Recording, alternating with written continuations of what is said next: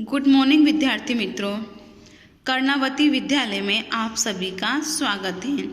कक्षा 11 विषय सांख्यिकी, जिसमें चैप्टर 4 अपकिरण, जिसमें आज हम देखेंगे प्रमाप विचलन।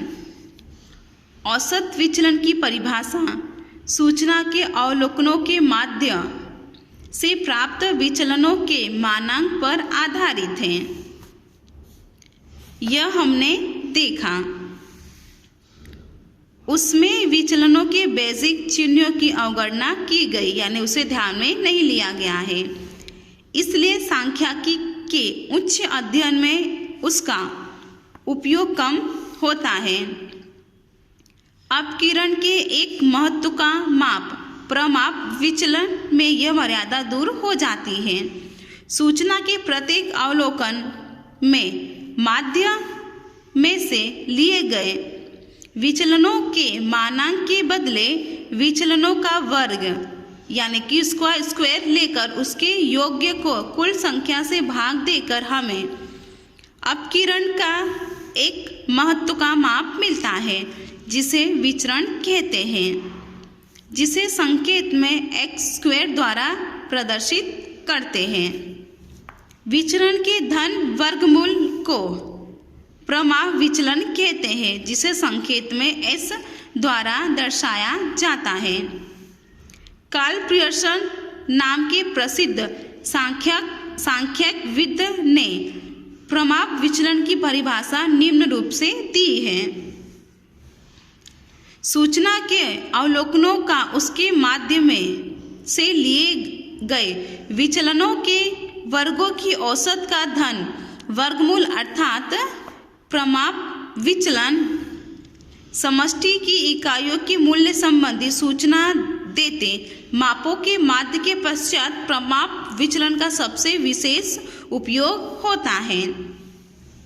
इसका सूत्र प्रमाप विचलांक बराबर S/x²।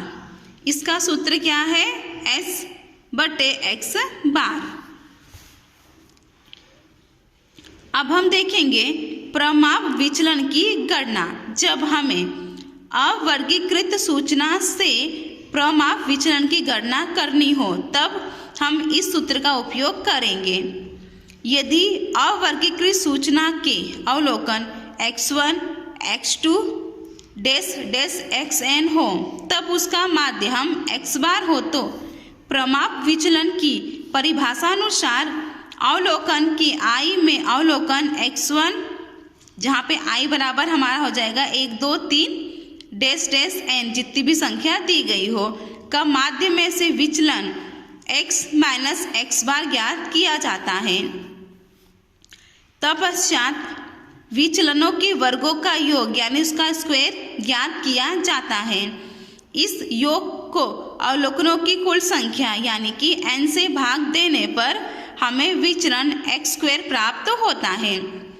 विचरण x² का सूत्र बराबर सिग्मा x - x² का वर्ग बटे n। इस विचरण का धन वर्गमूल होने से प्रमाप विचलन ज्ञात होता है, जिसका सूत्र निम्नानुसार है। प्रमाप विचलन S बराबर करनी में सिग्मा x - x² का स्क्वायर बटे n। अब हम उदाहरण नंबर 12 देखेंगे। एक बैट्समैन के अंतिम 7 मैच में निम्नानुसार रन हुए हैं। उसके रन इस प्रकार से है 52, 58, 40, 60, 54, 38 और 48। उपरोक्त सूचना से बैट्समैन के रन का विचरण तथा प्रमाप विचलन ज्ञात कीजिए, यानी हमें x² और s ज्ञात करना है। अब हम इसका सॉल्यूशन देखेंगे। रन यानी कि x 52, 58, 40, 60, 54, 38 और 48, इसका टोटल 350, यानी n हमारा हो गया 350। अब हम क्या ज्ञात करेंगे? x - x²। तो सबसे पहले हमें x² ज्ञात करना पड़ेगा। तो हमारा एक्स बार का सूत्र क्या होता है, एक्स बार बराबर सिग्मा एक्स बटे एन। तो सिग्मा एक्स यानी एक्स का टोटल तो 350 हुआ। एन हमारा क्या हो जाते हैं, अवलोकनों की संख्या। तो हमारे यहाँ पे अवलोकन कितने दिए हैं, 1 2 3 4 5 6 7। तो हमारा एन बराबर 7 है। तो 350 बटे 7 बराबर 50 रन। तो हमारा एक्स बार क्या हो गया, 50।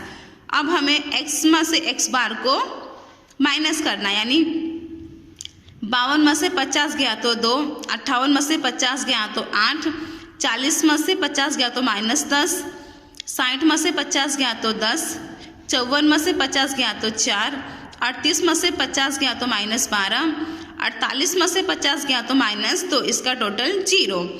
अब हमें क्या करना है, इसका स्क्वायर कर देना है। तो 2 का स्क्वायर 4, 8 का 64, 10 का स्क्वायर 100, 10 का 100 हो जाएगा, 4 का स्क्वायर 16, 12 का स्क्वायर 144, 2 का स्क्वायर 4। अब इसका टोटल है 432। अब सबसे पहले हम विचरण ज्ञात करेंगे। विचरण एक्स स्क्वायर बराबर sigma x minus x bar square बटे एन। हमारा x minus x bar square कितना है, 432। तो 432 बटे 7 बराबर, इसका हमने भागाकार किया तो इसको हमने भाग दिया तो 61.7143।